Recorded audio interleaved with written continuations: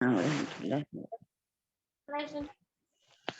نحمده ونصلي على رسوله الكريم اما بعد فاعوذ بالله من الشيطان الرجيم بسم الله الرحمن الرحيم رب اشرح لي صدري ويسر لي امري واحلل عقدة من لساني يفقهوا قولي. آیت نمبر 157 سے ہمارا ہونا ہے آج.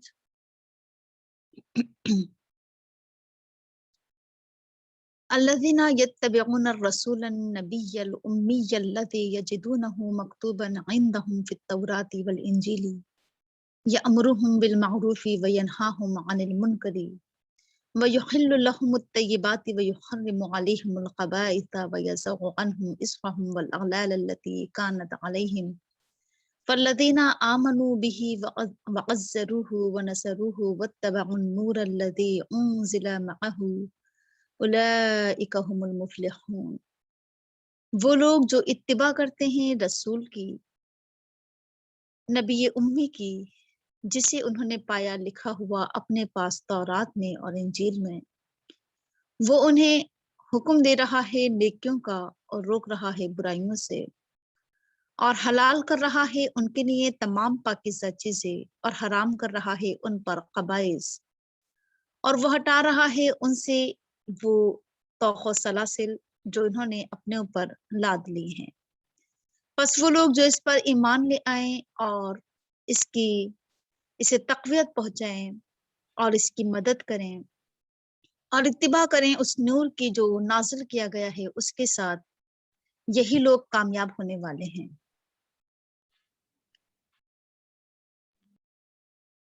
اس سے پہلے ہمارے سامنے جو آیت آئی تھی وہ یہ تھی کہ اللہ تعالیٰ نے کہا تھا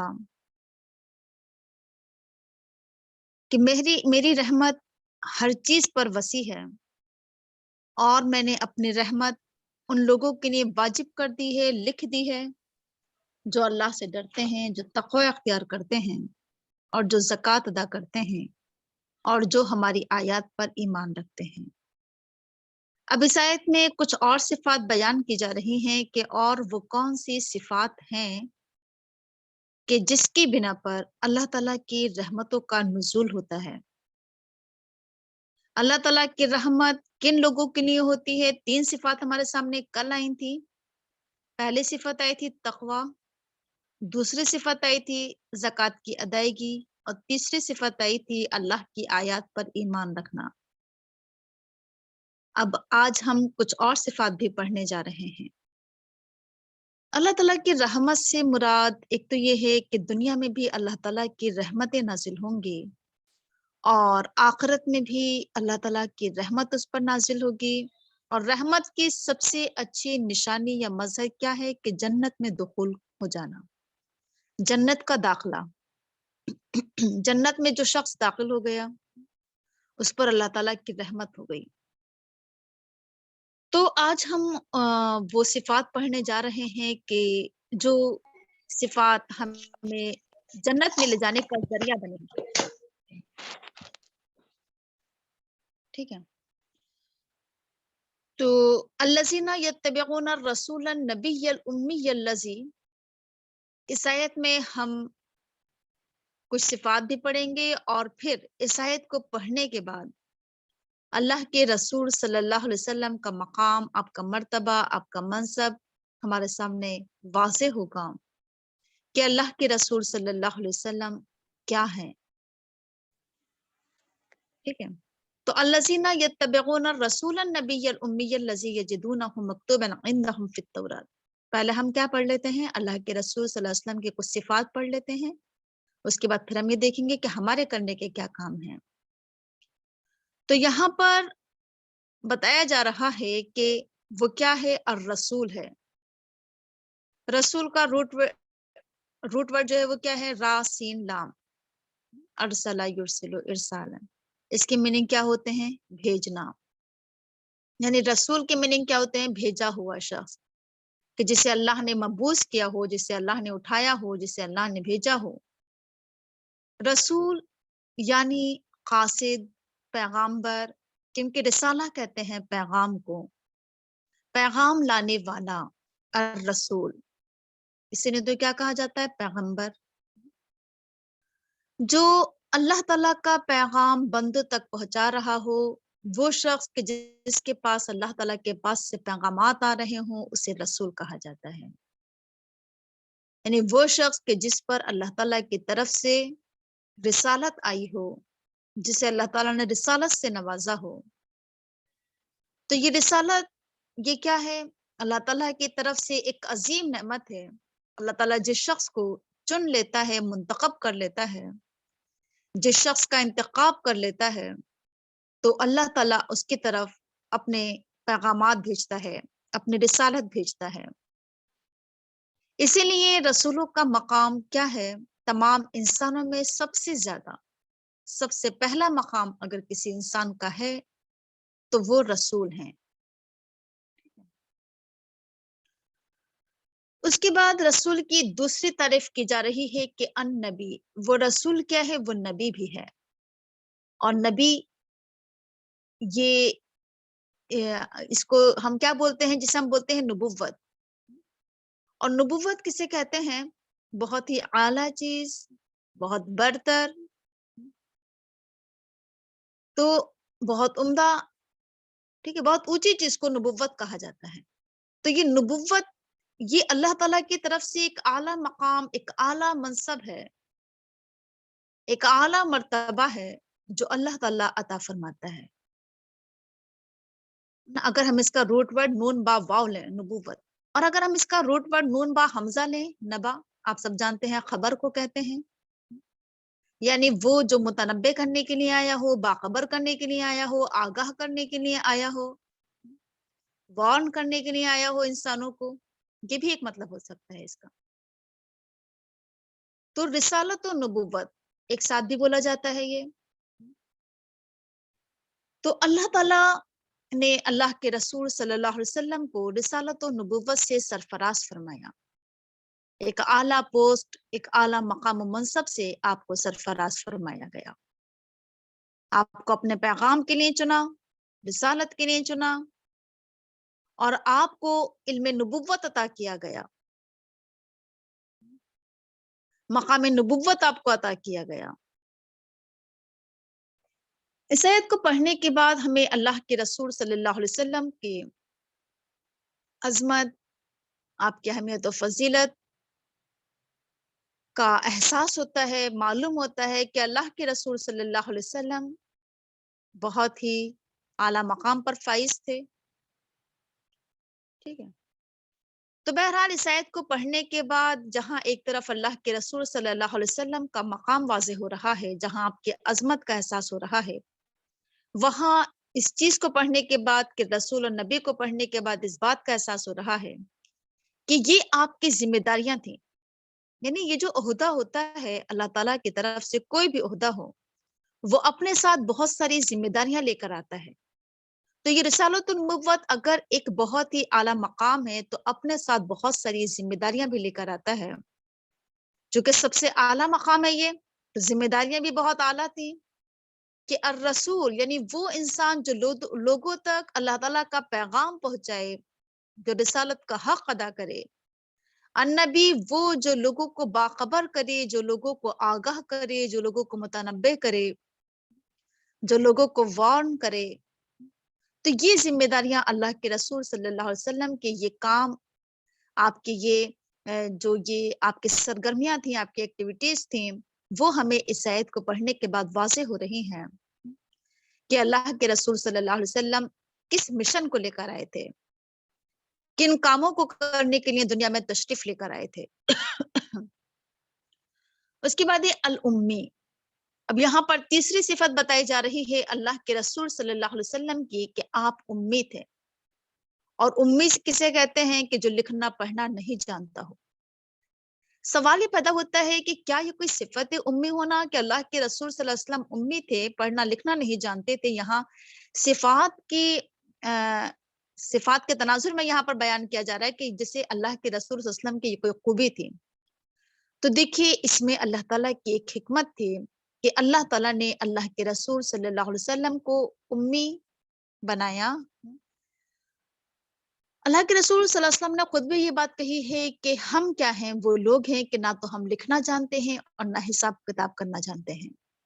یہ روایت بخاری میں موجود ہے۔ تو اب اس کے اندر حکمت کیا ہے کہ اللہ کے رسول صلی اللہ علیہ وسلم امی تھے؟ وہ آپ نے پڑھا ہے پورا واقعہ، جو پہلی وحی کے نزول کا جو واقعہ ہے، اس وقت اللہ کے رسول صلی اللہ علیہ وسلم نے حضرت جبرائیل علیہ السلام سے کیا کہا تھا؟ جب جبرائیل علیہ السلام نے کہا تھا کہ پڑھو، تو آپ نے کہا تھا کہ ہم سے پڑھنا نہیں آتا ہے، ہم پڑھنا لکھنا نہیں جانتے، امی ہیں، ہم ان پڑھ ہیں۔ تو آخر کیا وجہ تھی کہ اللہ تعالیٰ نے ایک امی شخص کو رسول بنایا؟ اس میں حکمت کیا ہے اللہ تعالیٰ کی کہ اگر اللہ کے رسول صلی اللہ علیہ وسلم پہلے سے کیا ہوتے، پڑھے لکھے شخص ہوتے، تو لوگ کیا سمجھتے کہ چونکہ یہ پڑھنا لکھنا جانتا ہے، پڑھا لکھا شخص ہے یہ بہت زیادہ، اس لیے اس نے کیا کر لیا ہے، ایک کتاب اپنے پاس سے بنا لی ہے۔ قرآن کریم کے تعلق سے لوگ باتیں بناتے ہیں کہ یہ اپنے پاس سے گڑھ گڑھ کر، اپنے پاس سے بنا بنا کر، اپنے پاس سے لکھ کر یہ آیات پیش کر رہا ہے، یہ قرآن پیش کر رہا ہے۔ یہ ایک وہ شخص کہ جس سے لکھنا پڑھنا نہیں جانتا ہو، جس نے کبھی کچھ لکھا پڑھا نہیں ہو، اور وہ اچانک سے ایک ایسا اعلیٰ کلام لوگوں کے سامنے پیش کرنا شروع کر دے، اتنے بہترین آیات لوگوں کے سامنے پڑھنا شروع کر دے، یہ صرف اللہ تعالیٰ کا ایک معجزہ تھا، یہ ثبوت تھا، یہ پروف تھا کہ یہ کلام اللہ ہی کے پاس سے آیا ہے، یہ اس نے خود اپنے پاس سے نہیں بنایا ہے، اپنے پاس سے نہیں گھڑا ہے۔ یہ حکمت تھی اللہ تعالیٰ کی کہ لوگ اس بات کے قائل ہو جائیں کہ یہ کلام جو یہ پیش کر رہا ہے، یہ من جانب اللہ ہے، یہ منزل من اللہ ہے، یہ من گھڑت نہیں ہے، یہ اس کا وضع کردہ کلام نہیں ہے، بلکہ یہ کیا ہے، اللہ تعالیٰ کی طرف سے نازل کردہ کلام ہے۔ یہ اللہ تعالیٰ کی ایک حکمت تھی کہ اللہ تعالیٰ نے ایک امی شخص کو رسول بنایا۔ یقیناً بات آپ کے سمجھ میں آ رہی ہوگی۔ آگے بڑھتے ہیں اب ہم۔ الذی یجدونہ، اور بھی بہت سارے حکمت ہو سکتے ہیں، ہو سکتا ہے ہماری عقل قاصر ہو سمجھنے سے کہ اللہ تعالیٰ کی اور کیا کیا اس میں حکمتیں پوشیدہ ہیں۔ آگے ہے الذی یجدونہ مکتوبا عندہم فی التوراۃ والانجیل۔ اب آگے تعریف کی جا رہی ہے اللہ کے رسول صلی اللہ علیہ وسلم کی کہ وہ شخص کہ جس کو انہوں نے لکھا ہوا پایا اپنے پاس تورات میں اور انجیل میں۔ اب اس کا کیا مطلب ہے؟ ہم سب جانتے ہی ہیں کہ اللہ کے رسول صلی اللہ علیہ وسلم کو مبعوث کرنے سے پہلے، آپ کو بھیجنے سے پہلے دنیا میں اللہ تعالیٰ نے کیا کیا تھا؟ آپ کی آمد کی پیشن گوئیاں کی تھیں۔ تورات میں بھی پیشن گوئیاں موجود تھی، انجیل میں بھی موجود تھی، اللہ کے رسول صلی اللہ علیہ وسلم کی آمد کے تعلق سے کہ آخری رسول آئیں گے اور کن صفات کے حامل ہوں گے اللہ کے رسول صلی اللہ علیہ وسلم، وہ صفات بھی تورات و انجیل میں بیان کی گئی تھی۔ آپ کا پورا حلیہ، آپ کے عادات، آپ کے اخلاق، آپ کا کردار، آپ کا مشن، آپ کی ذمہ داریاں، کام، سب کچھ تورات و انجیل میں بیان کر دیا گیا تھا کہ اللہ کے آخری رسول کن کوالٹیز کے ہوں گے، کن آپ کے اندر کیا خوبیاں ہوں گی، کیا کام کریں گے آ کر۔ تو یہ تمام پیشن گوئیاں ان کے پاس پہلے سے موجود تھیں، وہ پڑھتے آ رہے تھے، تورات نہیں بار بار پڑھتے تھے، انجیل میں بھی پڑھتے تھے آخری رسول کے تعلق سے۔ انہیں معلوم تھا کہ آخری رسول کے اندر کیا کیا صفات ہوں گی۔ یہاں پر کچھ صفات بیان بھی کی جا رہی ہیں کہ تورات و انجیل میں کون کون سی صفات کا ذکر تھا، لکھا ہوا تھا تورات و انجیل میں کہ آپ کیا کیا کام کریں گے آ کر۔ کچھ یہاں بیان کی جا رہی ہیں، کچھ ایسی ہیں جو یہاں بیان نہیں کی گئی ہیں لیکن تورات و انجیل میں بیان کی گئی تھی۔ پہلی صفت یہاں بیان کی جا رہی ہے اللہ کے رسول صلی اللہ علیہ وسلم کی کہ یأمرہم بالمعروف وینہاہم عن المنکر، یعنی اس صفت سے اللہ کے رسول صلی اللہ علیہ وسلم کا جو بتایا گیا ہے کہ کیا کیا صفات بیان کی گئی تھی پہلے سے، تو سب سے پہلے صفت جو بیان کی گئی وہ یہی کہ آپ نیکیوں کا حکم دیں گے اور برائیوں سے روکیں گے لوگوں کو۔ ٹھیک ہے، تو یہ اہم صفت جو یہاں بیان کی جا رہی ہے، یہ اللہ کے رسول صلی اللہ علیہ وسلم کی اہم ذمہ داری تھی۔ آپ کی سب سے پہلی ذمہ داری یہی تھی کہ آپ آ کر لوگوں کو نیکیوں کا حکم دیں اور برائیوں سے روکیں۔ جہاں آپ بہت سارے کام کرنے آئے تھے، اس میں سب سے پہلا کام جو آپ کا بیان کیا جا رہا ہے وہ یہ بیان کیا جا رہا ہے کہ امر بالمعروف اور نہی عن المنکر۔ اس سے ہمیں اس کام کی اہمیت، اس کام کی امپورٹنس کا اندازہ ہوتا ہے کہ یہ کام کتنی اہمیت کا حامل ہے، کہ نبوت و رسالت کے ملنے کے بعد سب سے پہلا کام، سب سے پہلی ذمہ داری جو ایک رسول کے اوپر عائد ہوتی ہے وہ کیا، کہ وہ لوگوں کو اچھائیوں کا حکم دے۔ اچھے کاموں کا، بھلائیوں کا حکم دے اور برے کاموں سے روکے، گناہوں سے روکے، غلط کاموں سے روکے۔ اس صفت کے تعلق سے ہم کئی مرتبہ پڑھ چکے ہیں کہ یہ ایک بہترین کام ہے جو کہ ہمیں اس معاشرے میں کرنا ہے، اس سوسائٹی میں کرنا ہے، لوگوں کے بیچ میں کرنا ہے۔ یہ لوگوں سے خیرخواہی ہے، یہ لوگوں کی بھلائی ہے کہ ہم لوگوں کو اچھائیوں کا حکم دیں اور برائیوں سے روکیں۔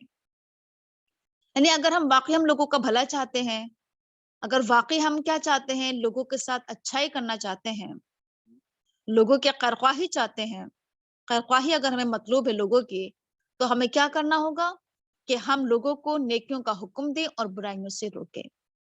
یہ اولین ذمہ داری ہے جو اللہ کے رسول صلی اللہ علیہ وسلم پر عائد تھی، اور یہی ذمہ داری ہمارے اور آپ کے اوپر بھی ڈالی گئی ہے۔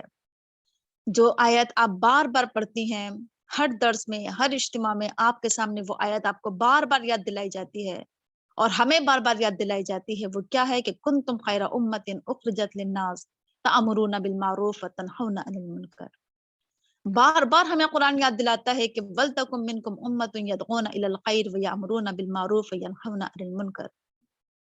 تو یہ اہم ترین ذمہ داری ہے جو اللہ کے رسول صلی اللہ علیہ وسلم کی تھی، اور یہی اہم ترین ذمہ داری ہمارے اور آپ کے اوپر عائد ہوتی ہے کہ ہم لوگوں کے بیچ میں امر بالمعروف اور نہی عن المنکر کا فریضہ انجام دیں۔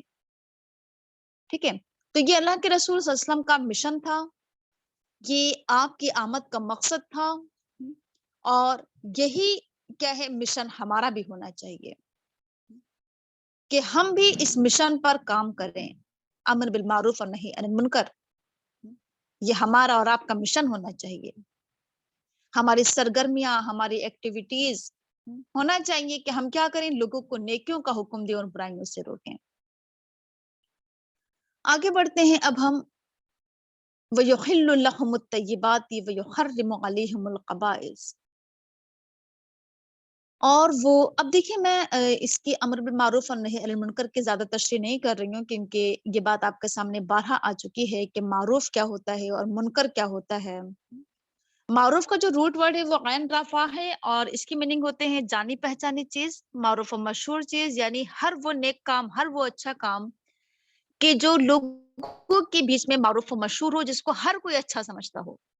اچھے کام کو تمام لوگ ہی اچھا سمجھتے ہیں،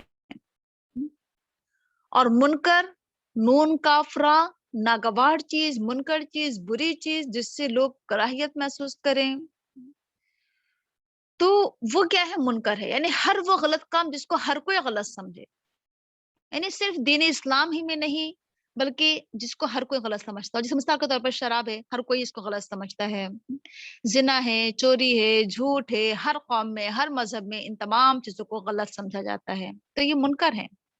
یعنی کسی نئی چیز کو منع کرنے نہیں آئے ہیں کہ یہ نہ کرو، کسی نئی بات کا حکم دینے نہیں آئے ہیں، ہر اچھی چیز کا حکم دینا ہے کہ ہر اچھا کام کرو، اور ہر بری چیز سے روکنے آئے ہیں کہ ہر غلط کام سے رک جاؤ، ہر اس کام سے رک جاؤ جس کو تمام لوگ غلط سمجھتے ہوں، برا سمجھتے ہوں۔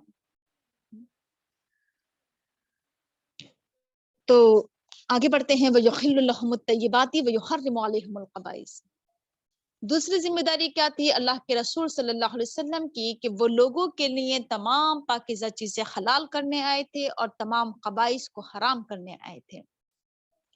اللہ کے رسول صلی اللہ علیہ وسلم کی دوسری ذمہ داری بتائی جا رہی ہے کہ ہر پاک صاف چیز، ہر اچھی چیز، ہر طیب چیز جو حلال ہے اس کو حلال ہی رہنے دو، اس کو حلال ہی سمجھو، اور اسے حرام نہ کرو۔ کیونکہ دیکھیے، ہم سب جانتے ہیں کہ اللہ کے رسول صلی اللہ علیہ وسلم کی آمد سے پہلے لوگوں نے طیبات کو حرام کر لیا تھا، اپنے اوپر اچھی چیزوں کو بھی اپنے اوپر حرام کر لیا تھا، بہت ساری اچھی چیزوں کو اپنے لیے حرام کر لیا تھا۔ یعنی اپنے طرف سے ان لوگوں نے کچھ قوانین بنا لیے تھے، کچھ اصول بنا لیے تھے، کچھ ضابطے بنا لیے تھے کہ یہ کرنا چاہیے اور یہ نہیں کرنا چاہیے، اور یہ حرام ہے اور یہ حلال ہے۔ دین کی ایک شکل بگڑ چکی تھی، دین کی شکل انہوں نے بالکل مسخ کر کے رکھ دی تھی، بالکل بگاڑ کر رکھ دی تھی۔ تو اللہ کے رسول صلی اللہ علیہ وسلم نے آ کر جو دین کی تصویر اور جو شبیہ اس کی بگڑ چکی تھی، اسے آ کر درست کیا لوگوں کے بیچ میں، اور اچھی چیزوں کو حلال کیا کہ تمام اچھی چیزیں حلال ہیں، تم کیوں اسے حرام سمجھتے ہو؟ جیسے آپ نے ابھی اس سے پہلے بہت ساری صورتیں پڑھی ہیں، سورہ انعام پڑھی آپ نے، سورہ نساء، سورہ مائدہ، سورہ آل عمران، اس میں آپ نے پڑھا کہ کن کن چیزوں کو ان لوگوں نے اپنے اوپر حرام کر لیا تھا، کون کون سے جانور انہوں نے اپنے اوپر حرام کر لیے تھے، بہت ساری چیزیں خود سے انہوں نے اپنی طرف سے حرام کر لی تھی. تو اللہ کے رسول صلی اللہ علیہ وسلم نے آ کر تمام پاکیزہ چیزوں کو، تمام اچھی چیزوں کو حلال قرار دیا کہ یہ چیزیں کیا ہیں، حلال ہے، حرام نہیں ہے. کیوں اپنے پاس سے اسے حرام قرار دیتے ہو؟ اللہ تعالیٰ نے تو کہا ہے کہ تمام پاک صاف چیزیں، تمام اچھی چیزیں کیا ہیں، حلال ہیں. ٹھیک ہے. تو وَيُحِلُّ لَهُمُ الطَّيِّبَاتِ، وَيُحِلُّ لَهُمُ الطَّيِّبَاتِ، اس کا مطلب کیا ہے کہ اچھا ہاں، اس کے اندر یہ چیز بھی ہے کہ اللہ کے رسول صلی اللہ علیہ وسلم کی آمد سے پہلے زمانے جاہلیت میں، جیسے میں نے کہا کہ بہت سارے چیزوں کو ان لوگوں نے حرام کر لیا تھا اپنے اوپر. مثال کے طور پر میں آپ کو ایک دو مثالیں دوں گی، ورنہ بہت ساری چیزیں ہیں جو انہوں نے اپنے اوپر حرام کر لی تھی. جیسے ان کے یہاں ایک چیز یہ ہوتی تھی کہ اگر کوئی کپڑا ناپاک ہو جاتا تھا یا اس پر ناپاکی لگ جاتی تھی تو اس کپڑے کو بالکل کاٹ دیا کرتے تھے، بالکل الگ کر دیا کرتے تھے. ایک چیز ان کے بیچ میں یہ پائی جاتی تھی کہ اگر جو مال غنیمت کا جو مال ہوا کرتا تھا، اس مال کو سمجھتے تھے کہ استعمال کرنا حرام ہے اور اس مال کو بالکل جلا دیا کرتے تھے. ایک چیز ان کے اندر یہ پائی جاتی تھی کہ حائضہ عورت کا کہ ان دنوں میں ان لوگوں عورتوں کو بالکل کھانا پینے سے بالکل الگ اور شوہروں سے بالکل الگ، بالکل ہی ان لوگوں کو الگ تھلگ کر دیا جاتا تھا. اور کچھ چیزیں اور تھیں جو ان کے بیچ میں پائی جاتی تھیں. تو بہرحال اللہ کے رسول صلی اللہ علیہ وسلم نے آ کر ان تمام چیزوں کو ختم کیا، جاہلیت کی تمام چیزوں کو ختم کیا جو انہوں نے اپنے پاس سے حرام کر لی تھی، اور یہ کہا کہ تمام اچھی چیزیں، اچھی باتیں، تمام طیبات حلال ہیں. حرام کیا ہے؟ وَيُحَرِّمُ عَلَيْهِمُ الْخَبَائِثَ، جتنی گندی چیزیں ہیں، جتنی ناپاک چیزیں ہیں، وہ سب حرام ہیں. یعنی حرام اور حلال کا تعلق یہ نہیں ہے کہ تم جس چیز کو حرام کہہ دو وہ حرام ہے اور جس چیز کو حلال کہہ دو وہ حلال ہے، نہیں، بلکہ الخبائث حرام ہے، ناپاک چیزیں حرام ہیں، گندی چیزیں حرام ہیں. خبائث کے تعلق سے ہم سب جانتے ہیں، جیسے اللہ تعالیٰ نے خنزیر کے گوشت کو حرام قرار دیا ہے نا، وہ ناپاک ہے. اسی طریقے سے بہتا ہوا خون ہے اور مردار ہے، وہ حرام ہے. جس پر غیر اللہ کا نام لیا گیا ہو، ہے نا، شرک کی تمام چیزیں کیا ہیں، حرام ہے، کیونکہ وہ خبائث ہیں، وہ ناپاکی ہیں، گندگی ہیں. بہت سارے گندے کام، زنا ہے، شراب ہے، یہ تمام چیزیں کیا ہیں، ناپاک کی گندگی ہیں، خبائث ہیں. یہ تمام چیزیں حرام ہیں. چاہے وہ چوری ہو، چاہے وہ کیا ہو، بہت ساری چیزیں ہو سکتی ہیں، جھوٹ ہے نا، تو تمام گندی چیزیں اللہ تعالیٰ نے کیا ہے، حرام قرار دی ہیں. چاہے وہ کھانے پینے کی چیزیں ہوں اور چاہے وہ کیا ہوں، اور بہت ساری چیزیں ہو سکتی ہیں.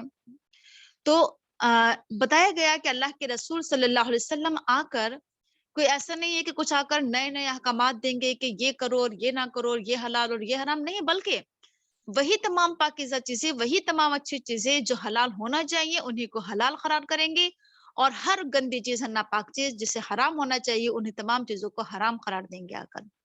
یہ بتا دیا گیا تھا پہلے سے تورات میں. آگے ہی وَيَزَعُ عَنْهُمْ إِسْرَهُمْ وَالْأَغْلَالَ الَّتِي كَانَتْ عَلَيْهِمْ.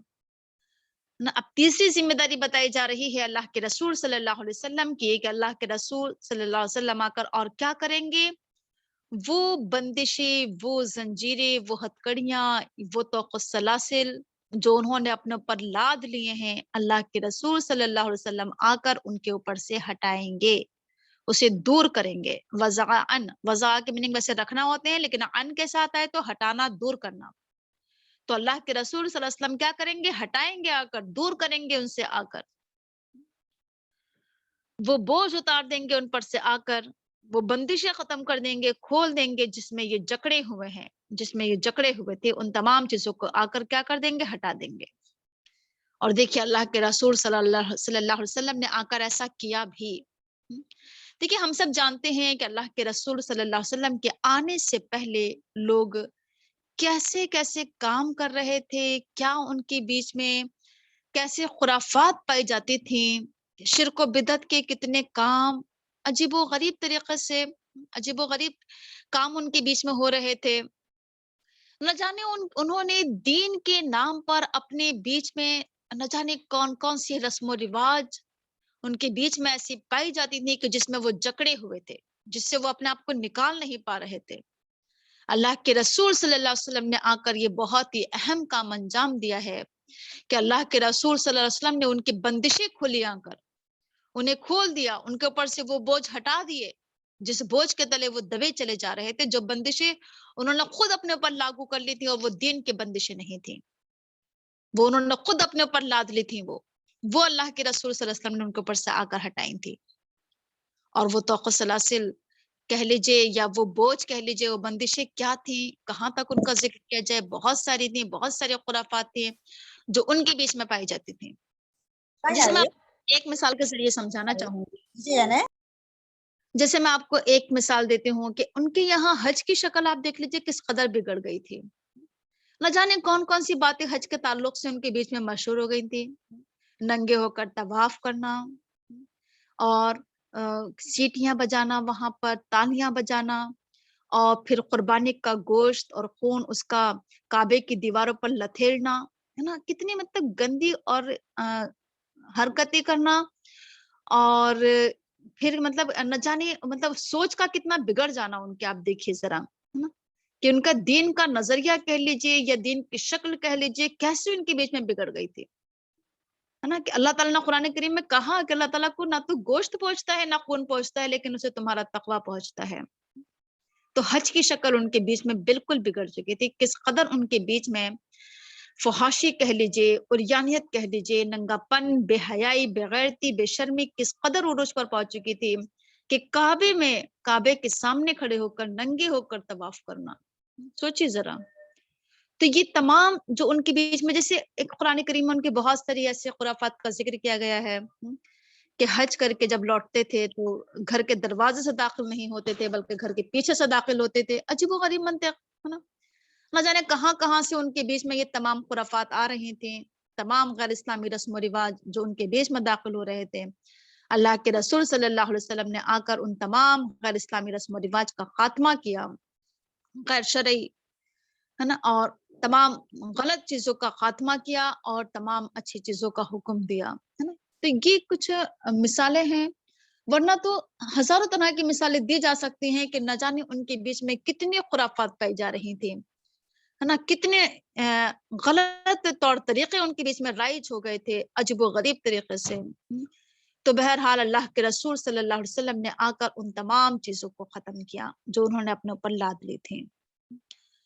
اب جیسے میں اس آیت کی تشریح میں یہ بات کہنا چاہوں گی کہ آج پھر سے وہی جاہلیت لوٹ کر آ گئی ہے، اور وہ جاہلیت جو پہلے پائی جاتی تھی کہ لوگوں نے اپنے اوپر سے کچھ، اپنے اوپر انہوں نے کچھ جو کہنا چاہیے غیر اسلامی چیزیں جو اپنے اوپر عائد کر لی تھیں، جو بوجھ انہوں نے اپنے اوپر ڈال لیے تھے خود سے، اپنے من گھڑت اور وضع کردہ چیزیں، تو وہی تمام چیزیں کیا ہیں، آج پھر سے امت مسلمہ نے اپنے اوپر وہی بوجھ، وہی توق، وہی سلاسل، وہی بندشوں میں آج پھر ہم جکڑتے چلے جا رہے ہیں، آج پھر ہم اسی میں گرفتار ہوتے چلے جا رہے ہیں۔ تمام غیر اسلامی رسم و رواج، تمام طرح کی خرافات، تمام طرح کی بدعت آج ہمارے اندر داخل ہوتی چلی جا رہی ہیں، جو اس سے پہلے ان لوگوں کے اندر پائی جاتی تھیں، جو زمانے جاہلیت میں پائی جاتی تھی۔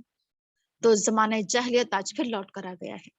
آج ضرورت پھر اس بات کی ہے کہ جس طریقے سے اللہ کے رسول صلی اللہ علیہ وسلم کا مشن یہ تھا کہ آپ نے لوگوں کو آ کر آزاد کیا تھا ان بندشوں سے، آج ضرورت اس بات کی ہے کہ اگر ہم اسلام کے علمبردار ہیں، اسلام کے نمائندہ ہیں، اسلام کے ترجمان ہیں، تو ہمیں چاہیے کہ ہم کیا کریں، ان تمام بندشوں کو کھولیں، ان تمام توق و سلاسل، ان تمام بوجھ جو لوگ اپنے پر لاتے چلے جا رہے ہیں، آج پھر ان تمام چیزوں کو ختم کرنے کی ضرورت ہے، ہٹانے کی ضرورت ہے، دور کرنے کی ضرورت ہے۔ آج ہم دین کے نام پر نہ جانے کتنے خرافات کر رہے ہیں، کتنے غلط کام کر رہے ہیں کہ کہاں تک نام لیے جائیں کہ ہم اس کے نام لینے بیٹھ جائیں تو شاید صبح سے شام ہو جائے۔ ہمارے بیچ میں اتنی زیادہ خرافات پائی جاتی ہیں، چاہے وہ شادی بیاہ کے نام پر خرافات ہوں، چاہے وہ میتوں کے نام پر خرافات ہوں، چاہے وہ بچے کے پیدائش کے نام پر ہوں، چاہے وہ کسی غم کا موقع ہو، خوشی کا موقع ہو، یا کسی مہینوں کے تعلق سے خرافات ہوں، یہ تمام بندشیں جو ہم جکڑتے چلے جا رہے ہیں، دن بدن ہمارے بیچ میں بڑھتی چلی جا رہی ہیں یہ خرافات، آج ہمیں پھر ان خرافات کو اپنے دین سے ختم کرنے کی ضرورت ہے، اپنے دین کو خالص کرنے کی ضرورت ہے، پاک صاف کرنے کی ضرورت ہے، پیور کرنے کی ضرورت ہے آج ہمیں اپنے دین کو، ٹھیک ہے نا۔ تو یہ دیکھیے اللہ کے رسول صلی اللہ علیہ وسلم کا جو مشن تھا نا، تو یہ سوچ کر مت پڑھنا کہ یہ تو صرف آپ کی ذمہ داریاں تھیں، یہ تو صرف آپ کی صفات تھیں، آپ کے کام تھے، بلکہ اللہ کے رسول صلی اللہ علیہ وسلم اپنی ذمہ داریاں ہمارے اور آپ کے اوپر ڈال کر گئے ہیں، امت مسلمہ کے اوپر ڈال کر گئے ہیں کہ میں تو اس دنیا سے رخصت ہو رہا ہوں، لیکن میں تمہیں یہ ذمہ داری دے کر جا رہا ہوں، کیونکہ دیکھیے قیامت تک اب کوئی نبی آنے والا نہیں ہے، اللہ کے رسول صلی اللہ علیہ وسلم آخری نبی تھے۔ اب یہ نبوت و رسالت کا جو یہ فریضہ ہے، یہ مقدس فریضہ، یہ کیا ہے؟ اس مقدس فریضے کے جو اہداف تھے، جو مقاصد تھے، جو ٹارگیٹ تھے، وہ ہمیں اور آپ کو پورا کرنا ہے۔ یہ ایک مقدس فریضہ ہے۔ اگر ہم میں سے آپ یا ہم کوئی بھی اگر اس فریضے کو انجام دے رہے ہیں، اس کام کو انجام دے رہے ہیں، تو یاد رکھیے کہ ایک بہت ہی اعلیٰ اور مقدس فریضہ ہم سب انجام دے رہے ہیں، کیونکہ دیکھیے کیا کہا جاتا ہے کہ انبیاء جو ہیں وہ اپنے بعد کو سونا چاندی یا دولت اور زمین چھوڑ کر نہیں جاتے ہیں، یا وراثت میں وہ انبیاء کی جو وراثت ہوتی ہے وہ ان کا علم ہوتا ہے، علم نبوت، تو اسی لیے علماء کو انبیاء کا وارث کہا جاتا ہے۔ تو یہ بہت ہی اہم پوسٹ ہے، بہت اہم مقام ہے، اگر ہم میں سے کسی کو ملی ہوئی ہے نا، تو ضرورت اس بات کی ہے کہ ہم اس کا صحیح حق ادا کرنے کی کوشش کریں، ہم ان تمام کام، وہ تمام ذمہ داریاں، وہ تمام مشن جو اللہ کے رسول صلی اللہ علیہ وسلم کے تھے، ان تمام کاموں کو ہم اور آپ انجام دینے کی کوشش کریں، اسی اخلاص کے ساتھ، اسی خلوص کے ساتھ، اسی تڑپ، اسی لگن، اسی جنون کے ساتھ، اسی درد کے ساتھ جس درد کے ساتھ اللہ کے رسول نے اس کام کو انجام دیا ہے، اسی جذبے کے ساتھ آج پھر اس کام کو کرنے کی ضرورت ہے۔ آگے ہیں فالذین آمنوا بہ وعزروہ ونصروہ واتبعوا النور الذی انزل معہ۔ اب دیکھیے کہ ہمارے کرنے کا کیا کام ہے، کہ کہا جا رہا ہے کہ فالذین آمنوا بہ، پس وہ لوگ جو اس پر ایمان لے کر آئیں گے، کس پر؟ اللہ کے رسول صلی اللہ علیہ وسلم پر، آخری رسول پر، اسے مانیں گے، اس پر ایمان لے کر آئیں گے، اور ساتھ ساتھ ایمان لانے کے ساتھ ساتھ اور کیا کیا کام کرنا ہے، صرف اتنا کہنا کافی نہیں ہے کہ ہم آپ کو مانتے ہیں، صرف اتنا کہنا کافی نہیں ہے کہ ہاں اللہ کے رسول صلی اللہ علیہ وسلم اللہ کے نبی تھے، آخری رسول تھے، نہ صرف اتنا ہی کافی نہیں ہے کہ ہم زبان سے اقرار و اعتراف کر لیں، ہمیں اپنے ایمان کا ثبوت دینا ہوگا، اور ایمان کا ثبوت دینے کے لیے یہاں پر کچھ پوائنٹ رکھے جا رہے ہیں ہمارے سامنے کہ کیا کیا کام کرنا ہوں گے، وَعَزَّرُوهُ وَنَصَرُوهُ وَاتَّبَعُوا النُّورَ الَّذِي أُنزِلَ مَعَهُ۔ یہ بہت اہم پوائنٹ ہے جو یہاں بیان کیے جا رہے ہیں۔ پہلا پوائنٹ ہے کہ وَعَزَّرُوهُ، کہ اس کی کیا کرنا، ایک منٹ، اس کی حمایت کرنا، نبی کی، اس کو تقویت پہنچانا، اس کی عزت کرنا، اس کا احترام کرنا، اس کی مدد کرنا، اس کی نصرت کرنا۔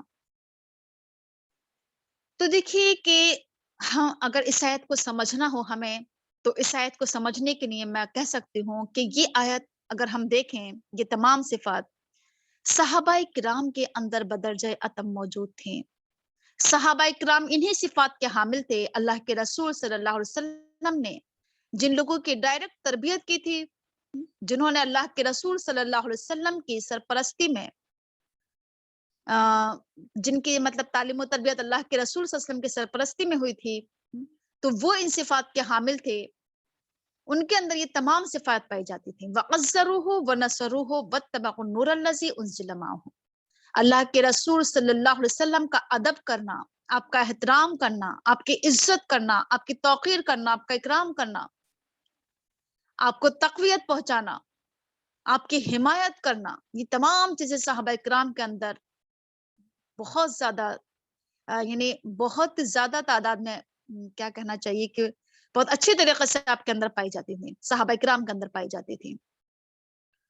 تو دیکھیے ادب و احترام کی مثال میں آپ کو دوں کہ کس طریقے سے ادب و احترام کرتے تھے، حالانکہ بہت لمبی ڈیٹیل ہے اس کی، لیکن میں کچھ پوائنٹ میں بات آپ کے سامنے رکھوں گی کہ کیا بیان کیا جاتا ہے روایتوں میں کہ صحابہ کرام کا حال کیا تھا کہ جس وقت اللہ کے رسول صلی اللہ علیہ وسلم लोगों के बीच में बैठकर नसीहत किया करते थे, लोगों को समझाया करते थे, तालीम दिया करते थे। तो सहाबा किराम का हाल ये होता था कि इस कदर सुकून के साथ बैठकर सुनते थे, खामोशी के साथ बैठकर, अदब व एहतराम के साथ बैठकर, कि क्या आता है कि गोया उनके सरों पर परिंदे बैठे हुए हों, कि अपने सर को भी इधर से उधर जुम्बिश नहीं करते थे, हिलाते नहीं थे। नहीं, मजलिस के जो तकाजे थे कि अल्लाह के रसूल सल्लल्लाहु अलैहि वसल्लम सामने बैठे हुए हैं, आप तालीम दे रहे हैं, तो ये नहीं कि इधर उधर उनका दिमाग जा रहा हो, इधर उधर की बातें सोच रहे हो, कोई इधर कोई अपने बराबर वाले से बात कर रहा है, तो कोई खुजला रहा है, कोई कुछ कर रहा है। नहीं, वक़्त जरूर हो, अदब व एहतराम का जो आला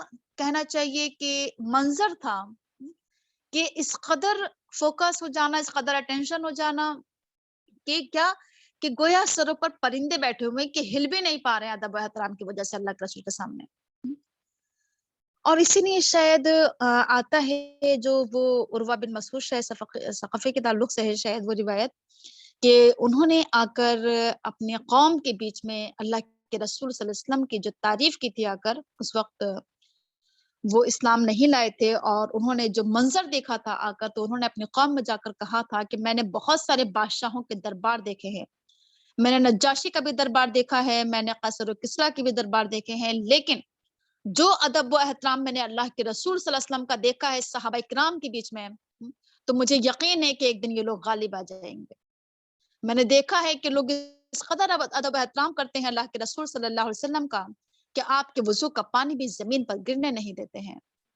उसने तारीफ की थी जाकर लोगों के बीच में, कि सहाबा इकराम का हाल ये है कि अगर अल्लाह के रसूल सल्लल्लाहु अलैहि वसल्लम ने कह दिया कि बैठ जाओ, तो अगर एक कदम आगे है, कदम पीछे है, बीच रास्ते में, तो बैठ जाए। यानी इस कदर अदब व एहतराम, बैठ जाना ना। हजारों तरह की मिसालें उन्होंने भी दी, हम दे सकते हैं कि किस कदर सहाबा इकराम की जिंदगी में अल्लाह के रसूल सल्लल्लाहु अलैहि वसल्लम का अदब व एहतराम पाया जाता था, किस कदर इज्जत और तौकीर किया करते थे लोग अल्लाह के रसूल सल्लल्लाहु अलैहि वसल्लम की, कि अगर अल्लाह के रसूल सल्लल्लाहु अलैहि वसल्लम आकर मजलिस में बैठ जाया करते थे, तो लोग अपनी निगाहें नीचे कर लिया करते थे। एक और मैं आपको अदब एहतराम बताऊं, कि जब अल्लाह के रसूल सल्लल्लाहु अलैहि वसल्लम सहाबा किराम से कुछ सवाल करते थे, जैसे आपने वो बहुत मशहूर हदीस पढ़ी है ना, कि लोगों ने अल्लाह के रसूल सल्लल्लाहु अलैहि वसल्लम ने सवाल किया कि बताओ गीबत क्या है, तो सहाबा किराम का हमेशा जवाब यही होता था कि चाहे उन्हें सवाल का जवाब आता हो या ना आता हो, लेकिन अदब व एहतराम की वजह से कहा करते थे कि अल्लाह व रसूलुहु आलम,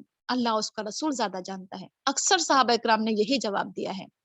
ये अदब व एहतराम का तकाजा था कि वो अल्लाह के रसूल सल्लल्लाहु अलैहि वसल्लम की जबान से सुनना चाहते थे कि हकीकत क्या है, सच्चाई क्या, चाहते तो खुद भी जवाब दे सकते थे, लेकिन ये था अदब व एहतराम का तकाजा ना। तो इन तमाम चीजों से ये बात हमें सीखने को मिलती है कि अदब व एहतराम, बड़े का अदब व एहतराम होना जरूरी है। जो भी हमारा बड़ा हो, जो भी हमारा क्या हो, लीडर हो, हमारा रहनुमा हो, इमाम हो, या हमारे माँ बाप हो, उस्ताद हो ना, वक़्त जरूर हो उनकी इज्जत और तौकीर करना।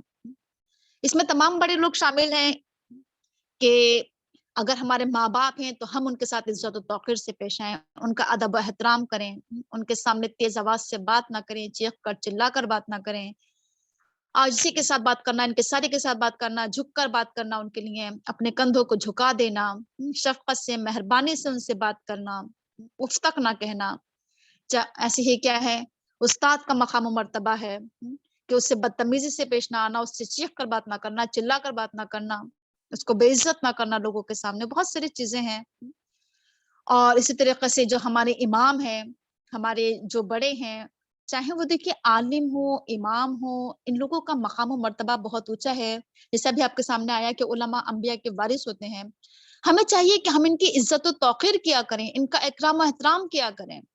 हम में से बहुत सारे लोग हैं कि जो बुरा भला कहते रहते हैं, आलिमों को बुरा कह रहे हैं, इमामों को बुरा कह रहे हैं, मौलवियों को, और न जाने ऐसे लोगों को जो दीन का काम कर रहे हैं, उनको बुरे भले भी कह रहे हैं, उन पर ताने भी कसना, उनका मजाक उड़ाना, उन पर बातें बनाना, उनकी गलतियों को उछालना, है ना, ये तमाम चीजें हमारे बीच में पाई जाती हैं। जरूरत इस बात की है कि वक़्त जरूर हो कि हम उनकी इज्जत किया करें, उनकी रिस्पेक्ट किया करें, उनका एहतराम किया करें, उनकी तौकीर इकराम किया करें हम उनका।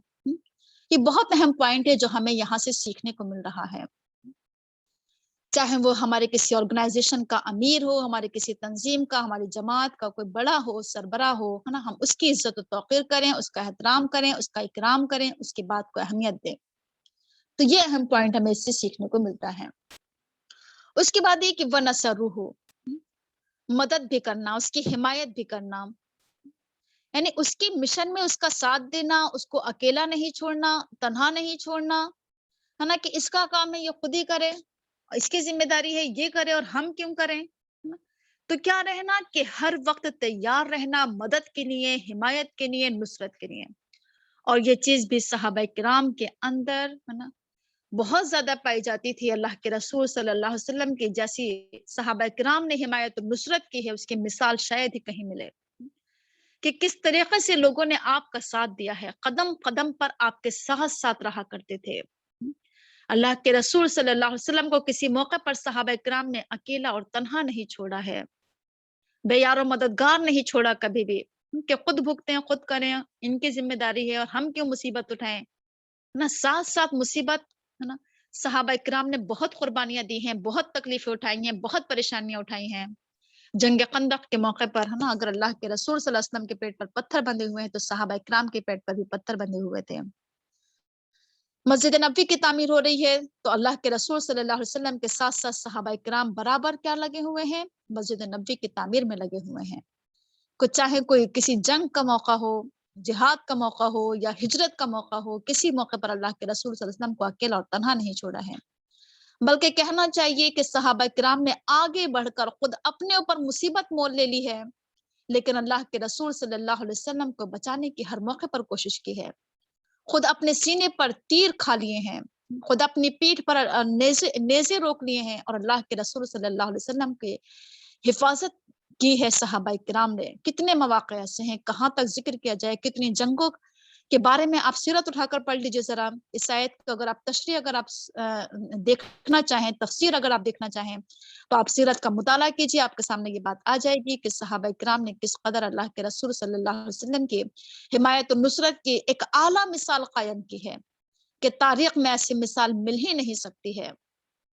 کہ خواتین آ کر کہا کرتی تھی کہ اللہ کے رسول میرے چھوٹے بچے کو جنگ میں لے جائیے، کہ اگر آپ کے اوپر کوئی نیزہ، کوئی تلوار یا کوئی آپ کے اوپر کوئی تیر مارنا چاہے تو میرے بچے کو آگے کر دینا. تو یہ اس قدر حمایت و نصرت جو کی ہے صحابہ نے اور صحابیات نے، ہے نا، اس کی مثال کہیں نہیں مل سکتی ہے.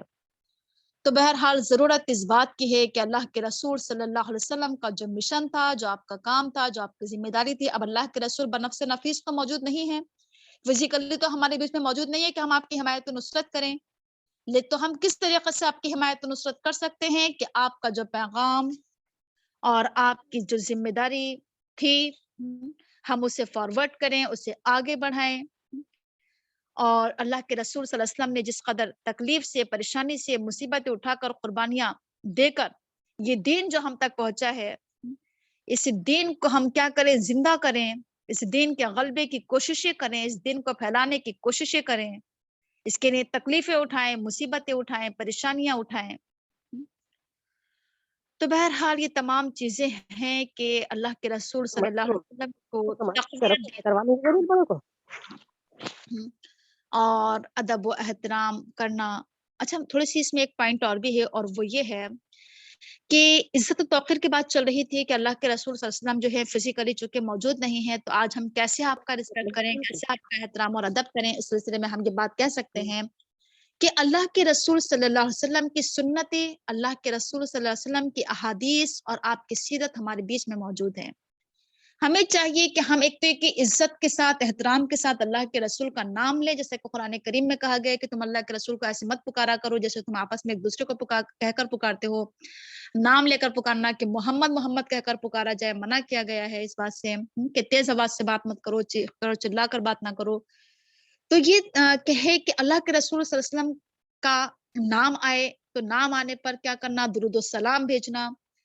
اور یہ کہ اللہ کے رسول صلی اللہ علیہ وسلم کی احادیث اور آپ کی سیرت کو ایک تو یہ کہ جس وقت ہم سن رہے ہوں، پڑھ رہے ہوں، تو ہمارے اوپر کیا ہو؟ ایک احترام ہو، ایک ادب ہمارے اندر نظر آئے، ہمارے جو ایکسپریشن ہے ہمارے چہرے کے ہے نا، اس میں نظر آئے کہ اللہ کے رسول صلی اللہ علیہ وسلم کا نام لیا جا رہا ہے اور آپ کا ذکر کیا جا رہا ہے نا، تو عزت و احترام، یعنی ایسی محفلوں میں جہاں مثال کے طور پر ہمارے سامنے درس حدیث پیش کیا جا رہا ہے، احادیث ہمیں پڑھائی جا رہی ہیں، سیرت ہمیں پڑھائی جا رہی ہے، تو ایسی مجلسوں میں کیا ہونا چاہیے کہ شور پکار نہ ہو، چیخنا چلانا نہ ہو، آوازیں نہ ہو، ہنگامہ نہ ہو، بلکہ بہت ہی ادب کے ساتھ، بہت احترام کے ساتھ بیٹھ کر سیکھا جائے، چاہے ہم سیرت پڑھ رہے ہوں یا پھر کیا پڑھ رہے ہوں، حدیث پڑھ رہے ہوں نا، تو ان مجلسوں میں، ان محفلوں میں نا، ان مدرسوں میں، ان کلاسز میں جہاں ہم یہ تمام چیزیں سیکھ رہے ہوں، اس میں ادب ہونا چاہیے، احترام ہونا چاہیے،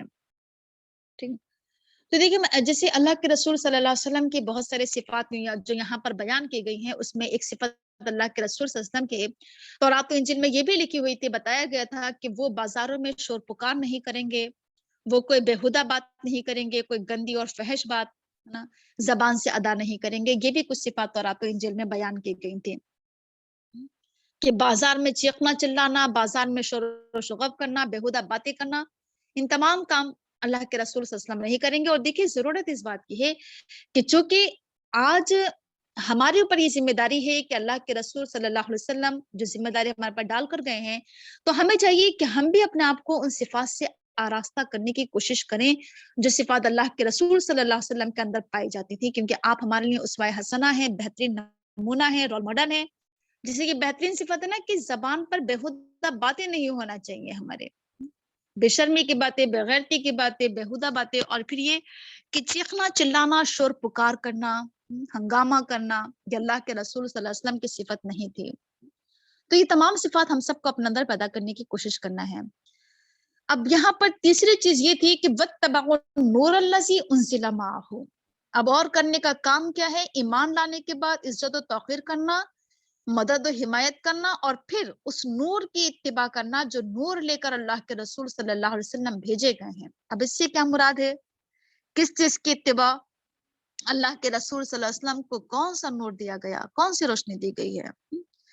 تو یہاں پر مراد ہے نور سے قرآن کریم، کہ جو کتاب، جو کلام الہی، جو ہدایت الہی، جو نور الہی اللہ کے رسول صلی اللہ علیہ وسلم لے کر آئے ہیں، اس نور کی اتباع کرنا، اس کی پیروی کرنا، اس کو فالو کرنا۔ وہ کتاب جو اللہ کے رسول صلی اللہ علیہ وسلم لے کر آئے ہیں، ایک مقدس کتاب، آسمانی کتاب، کہ جس کے اندر کیا ہے؟ اجالے ہی اجالے ہیں، روشنیاں ہی روشنیاں ہیں، جو زندگی کو منور کر دیتی ہے، روشن کر دیتی ہے جو کتاب، اس کتاب کے پیچھے چلنا، اس کتاب کو فالو کرنا، اس کتاب کی اتباع کرنا۔ تو دیکھیے صرف اتنا ہی کافی نہیں ہے کہ ہم کہہ دیں کہ ہاں ہم اللہ کے رسول کو مانتے ہیں۔ اللہ کے رسول صلی اللہ علیہ وسلم کو، جیسے میں نے کہا کہ ماننے کے جو تقاضے ہیں، ان تقاضوں کو پورا کرنا کہ وہ چیز ہماری زندگی میں نظر آئے۔ اگر ہم واقعی مانتے ہیں تو اللہ کے رسول صلی اللہ علیہ وسلم کے قلب اطہر پر جو کتاب نازل کی گئی ہے، اس کتاب کی اتباع کرنا ہم سب کے لیے لازم ہے، ہم سب کے لیے واجب اور ضروری ہے کہ ہم اس کتاب کی اتباع کریں، اس کتاب کو فالو کریں۔ کتنی بہترین یہاں پر صفت بیان کی گئی ہے قرآن کریم کی کہ النور ہے وہ۔ اس میں کیا ہے؟ جیسے میں نے ابھی کہا کہ زندگی کو روشن کر دیتی ہے یہ کتاب، ہماری زندگی میں اجالے ہی اجالے بکھیر دیتی ہے یہ کتاب۔ آپ نے خود اس بات کا اندازہ لگایا ہوگا کہ اس کتاب کو حاصل کرنے سے پہلے، اس کتاب کو پڑھنے اور سمجھنے اور غور و فکر و تدبر کرنے سے پہلے ہماری زندگی تاریک تھی، ہماری زندگی اندھیروں میں تھی، ہم اندھیروں میں تھے، جہالت میں تھے۔ اس کتاب نے ہمیں کیا کر دی؟ اس کتاب نے ہمیں روشنی دکھائی، اس کتاب نے ہمیں بتایا کہ صحیح راستہ کیا ہے، کیسے منزل پر پہنچو گے، اللہ کا راستہ کون سا ہے، جنت کا راستہ کون سا ہے، کامیابی کا راستہ کون سا ہے نا، یہ تمام چیزیں ہمیں کیا ہے؟ اس قرآن کریم کی روشنی میں ہمیں نظر آیا ہے۔ تو اس کتاب کی اتباع اور پیروی ہم سب کے اوپر لازم اور ضروری ہے۔ ایسے ہی لوگوں کے لیے کیا ہے؟ اولئک هم المفلحون، یہی لوگ کامیاب ہونے والے ہیں۔ فلاح ایسے لوگوں کے لیے ہیں، کامیابی ایسے ہی لوگوں کے لیے ہیں جو یہ کام کریں گے جو یہاں پر بتائے گئے ہیں۔ یعنی ہم چاہتے ہیں کہ ہم کامیاب ہو جائیں، تو کامیاب ہونے کے لیے ہمیں یہ تمام کام کرنا ہوں گے جو یہاں پر بیان کیے جا رہے ہیں، اگر ہم باقی فلاح چاہتے ہیں، کامیابی چاہتے ہیں۔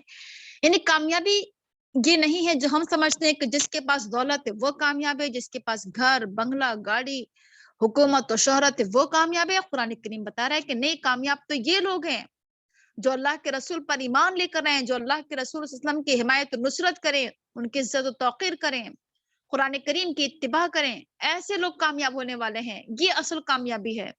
ऐसे लोगों को दुनिया की और आखिरत की दोनों की कामयाबी नसीब होगी। आखिरत की कामयाबी क्या है? तो हम सबको उखरवी कामयाबी पर अपनी नजर रखना है कि हम सबकी आखिरत कामयाब हो जाए, और आखिरत की कामयाबी के लिए हमें ये तमाम काम करना होंगे जो यहाँ पर बयान किए जा रहे हैं। हम सब कामयाबी की दुआएं तो बहुत करते हैं कि अल्लाह ताला हम सबको कामयाब कर दे, लेकिन कामयाबी हासिल करने के लिए क्या हम इन उमूर को अंजाम दे रहे हैं, इन कामों को अंजाम दे रहे हैं जो यहाँ पर बयान हुए हैं? तो जरूरत इस बात की है कि ये आयत जो है वो बहुत ही अहम आयत है। आज मैंने पूरा टाइम जो है सिर्फ एक ही आयत पर बात की है। बहुत अच्छी लगी ये आयत मुझे भी, और यकीनन आपको भी अच्छी लगी होगी कि इस आयत के अंदर हमें जो है कामयाबी का नुस्खा बताया गया है कि कामयाबी किस चीज में है, कामयाब होना चाहते हैं तो क्या करें। तो ये बहुत अहम आयत है। अल्लाह ताला से दुआ है कि अल्लाह ताला हम सब को इस पर अमल करने की तौफीक अता फरमाए। अगर किसी को कुछ सवाल हो या कोई बात कहना चाहता हो इस आयत की रोशनी में तो अपनी बात कह सकती हैं। हो सकता है कोई पॉइंट बयान करने से रह गया हो तो आप अपनी बात रख सकती हैं। जी, कुछ कहना है किसी को? हेलो, अस्सलाम वालेकुम। वालेकुम अस्सलाम। वालेकुम। जी, हेलो कुछ कहना है? जी। जी जी। ये बहते हुआ खून जो इसमें आया था अभी आयत में,